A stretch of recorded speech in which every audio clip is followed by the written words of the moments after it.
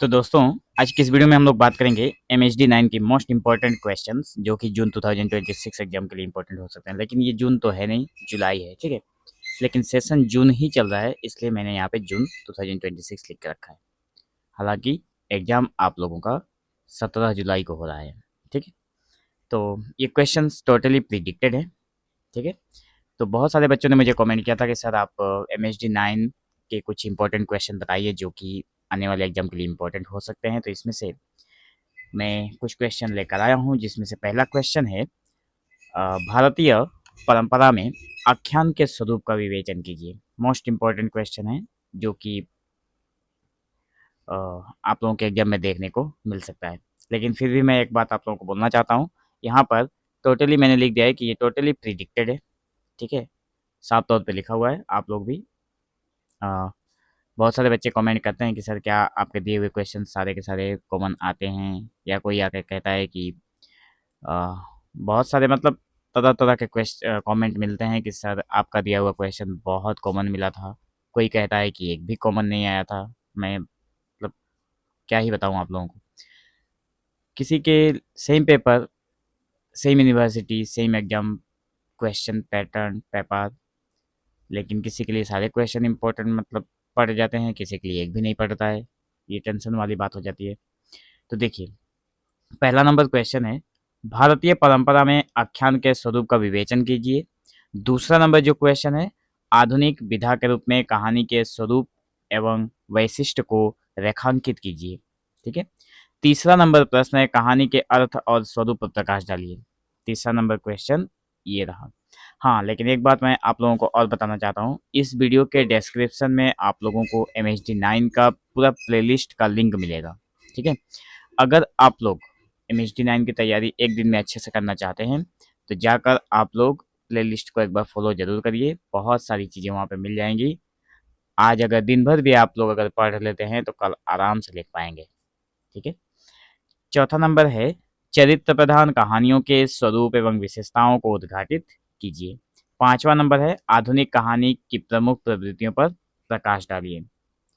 6 number का एक question है कि स्थिति विमर्श के परिप्रेक्ष्य में हिंदी कहानी का विवेचन कीजिए। मोस्ट इंपॉर्टेंट क्वेश्चन है, ठीक है। ये आप लोगों को देखने को मिल सकता है कल के एग्जाम में। 7वां नंबर प्रश्न है, हिंदी कहानी की विकास यात्रा पर प्रकाश डालिए। 8वां नंबर है, अफ्रीकी कहानीकारों ने मतलब अफ्रीकी कहानीकारों की कहानियों का परिचय दीजिए। मतलब अफ्रीकी कहानी से संबंधित एक प्रश्न देखने को मिल सकता है। 9 नंबर का क्वेश्चन है, 20वीं सदी के लैटिन अमेरिकी कहानी के विकास को रेखांकित कीजिए। 10 नंबर का प्रश्न है कि भारतीय कहानी में वर्णित राष्ट्रीय आंदोलन के स्वरूप पर प्रकाश डालिए। 11 नंबर का एक प्रश्न है कि हिंदी कहानी के विकास में प्रेमचंद के योगदान की चर्चा कीजिए। मोस्ट इंपॉर्टेंट क्वेश्चन है, ठीक है।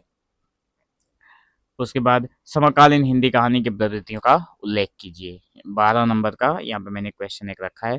तो मैंने यहाँ पे टोटल 12 क्वेश्चन लिए हैं जो कि 10 मार्क्स के हैं, ठीक है। आता है आप लोगों के एग्जाम में 9-10 क्वेश्चन रहते हैं, जिसमें से आप लोगों को ऊपर लिखा होता है कि कितने क्वेश्चन लिखने हैं, ठीक है।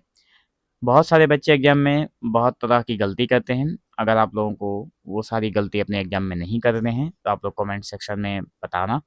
मैं इसके ऊपर भी एक वीडियो लाऊंगा कि एग्जाम में कौन कौन सी गलती नहीं करनी चाहिए और किन किन बातों का ध्यान रखना चाहिए, ठीक है। अब हम लोग बात करेंगे टिप्पणियाँ। जैसे रविंद्रनाथ टैगोर की मतलब ऊपर आप लोगों को एक टिप्पणी लिखने को मिल सकता है क्वेश्चन। यशपाल, ये मोस्ट इम्पोर्टेंट है। यशपाल और साठोत्तरी कहानी, ये आप लोगों को कल के एग्जाम में मिलने तो चाहिए मेरे हिसाब से, ठीक है। उसके बाद है ग 9 नंबर का पंचतंत्र, और लास्ट है दलित कहानी, ठीक है।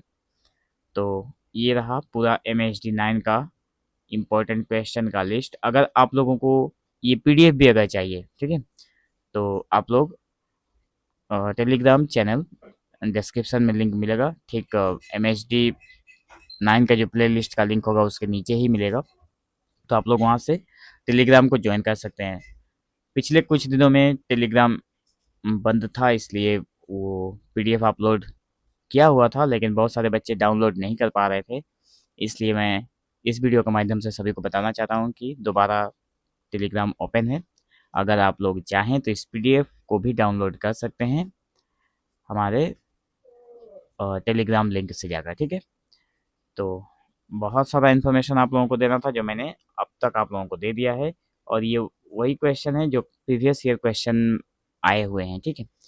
और हमारी जो क्लासेस चल रही है ये सारी चीज़ें भी वहीं से चलते हैं।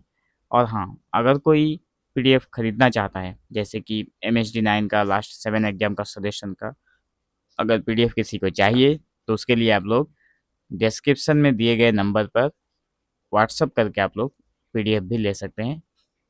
और उस पीडीएफ की मतलब बहुत सारे बच्चे क्वेश्चन करते हैं कि सर उस पीडीएफ में कितने पेजेस होंगे, तो उस पीडीएफ में आप लोगों को लगभग 200 के करीब पेज होगा, जिसमें लास्ट 7 एग्जाम का सोल्यूशन पूरा फुल पेपर को सोल्व किया गया है, ठीक है। तो फुल पेपर अगर सोल्यूशन चाहिए आप लोगों को तो कांटेक्ट करके वो भी ले सकते हैं। तो दोस्तों आज की इस वीडियो में बस इतना ही। मिलेंगे हम लोग एक नए वीडियो में, तब तक के लिए धन्यवाद।